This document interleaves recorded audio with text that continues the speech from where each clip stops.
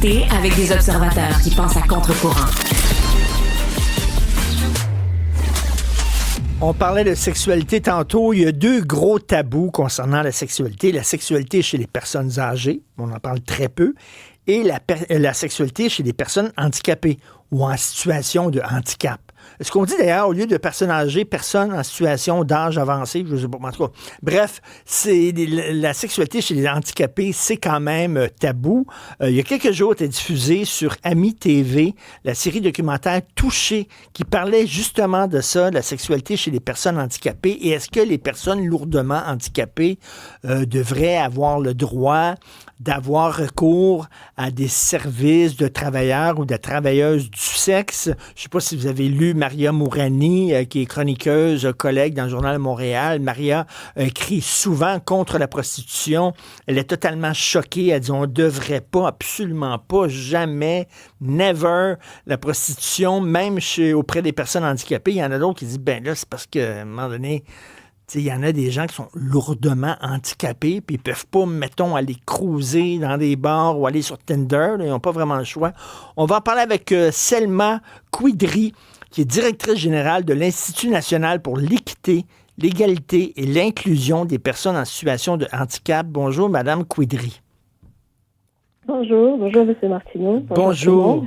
Bonjour. Écoutez, il y a quelques années, j'avais discuté avec quelqu'un qui était dans un CHSLD, puis il disait, ben oui, il y a certains de nos résidents qui sont des personnes handicapées qui se font venir, là, qui appellent pour des travailleuses du sexe, puis on ferme les yeux. On le permet, c'est pas officiel, mais on ferme les yeux là-dessus parce que, coudonc, la sexualité est un besoin naturel chez l'être humain.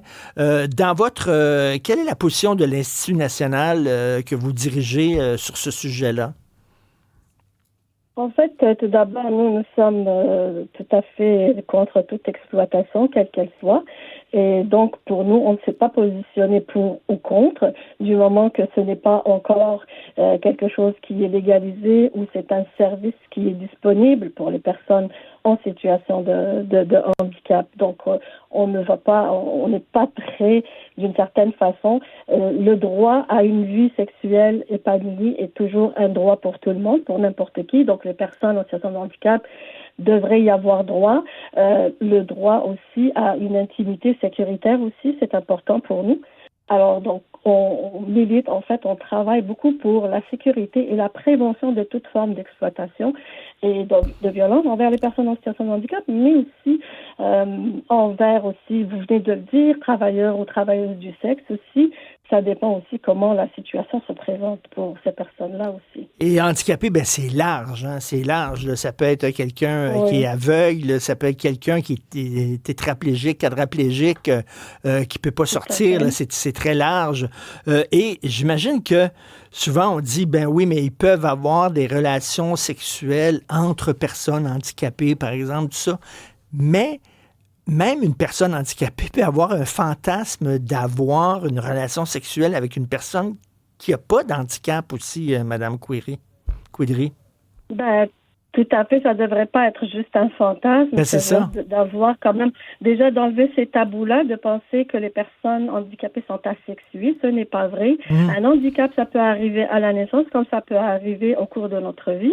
Donc, on peut très, très bien avoir des situations où on peut se retrouver handicapé d'une façon ou d'une autre. Et vous venez de le dire, ça peut être n'importe quel handicap aussi. Et je pourrais pas vous expliquer tout de suite pourquoi situation de handicap, c'est tout à fait différent. C'est pas parce que on insiste sur la situation, mais c'est aussi pour nous un droit à une vie sexuelle, à une vie intime et à une vie amoureuse sécuritaire. C'est important et la prévention est importante. Ces personnes-là aussi doivent être outillées pour faire face à toute situation d'exploitation, de violence. On sait très très bien, souvent les personnes handicapées, qu'on soit femme ou homme, on est quand même exposé à des situations d'exploitation et de violence.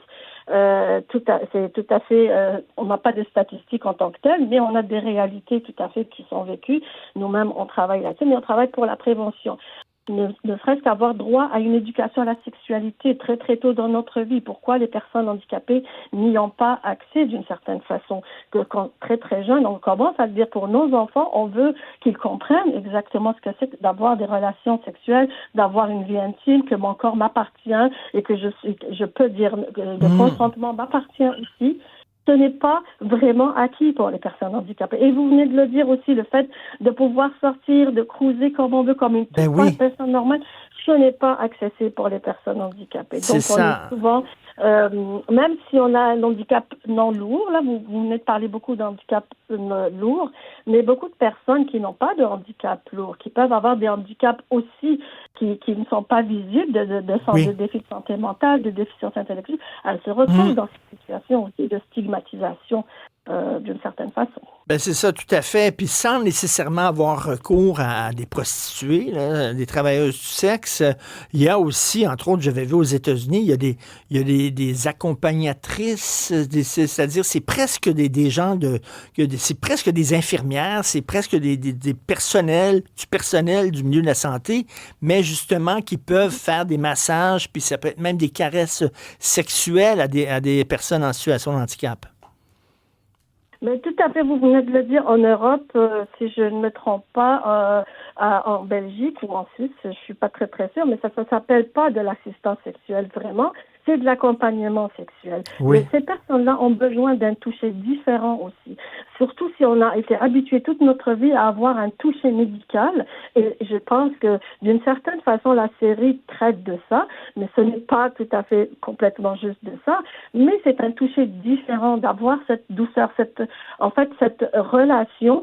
Nous, on essaye de faire comprendre qu'il y a une nuance à faire parce que le glissement est très, très facile parce que ces personnes-là, ce qu'on entend, ce qu'on nous dit, on a besoin du côté émotionnel est très important pour les personnes en situation de handicap, d'avoir cette relation-là. Donc, c'est important de comprendre si on achète quand même un service si la personne, ce n'est pas pour avoir une relation émotionnelle, une relation d'amitié, c'est autre chose. Là, c'est un service qui est donné. Et ailleurs en Europe, c'est un service même qui est remboursé par l'État aussi. C'est comme un service en réadaptation. Ben oui. Ce qui n'est pas le cas ici. Donc, je ne sais pas, il faudrait légiférer peut-être, il faudrait regarder. Nous voudrions quand même que les personnes handicapées aient une vie tout à fait normale, comme monsieur, madame, tout le monde. Je veux dire, tout le monde a accès à une vie sexuelle épanouie, une vie intime et une vie amoureuse aussi sécuritaire. On voudrait la même chose. Tout à fait. Madame Quidry, même si ça va pas jusqu'à l'orgasme, par exemple, mais tenir quelqu'un dans ses bras, être couché à côté de quelqu'un en cuillère, avoir un contact peau contre peau, veut dire, ça fait un bien immense entre les deux oreilles. Là. Tout à fait. Ça fait toute une différence aussi. C'est de découvrir aussi que ce corps-là nous appartient puis que je peux être consentante comme je peux ne pas être consentante. Vous savez, des jeunes personnes handicapées, que ce soit hommes, garçons ou filles, ne savent même pas c'est quoi la notion du consentement. C'est-à-dire que leur corps ne leur appartient pas. On les a tellement utilisés très, très tôt et ils sont toujours victimes d'exploitation sexuelle, d'agression sexuelle très tôt dans leur vie. Surtout les personnes avec une déficience intellectuelle aussi. Donc, cette notion du consentement, cette notion de vouloir vivre une sexualité épanouie, elles ne l'ont pas aussi. Donc, une éducation, des outils aussi de prévention, c'est très important pour ces personnes-là. Tout à fait. Il y a des options, peut-être. Et j'espère qu'on va être comme en Europe, justement, comme vous le dites, il y a des services organisés d'accompagnement sexuel pour ces personnes-là.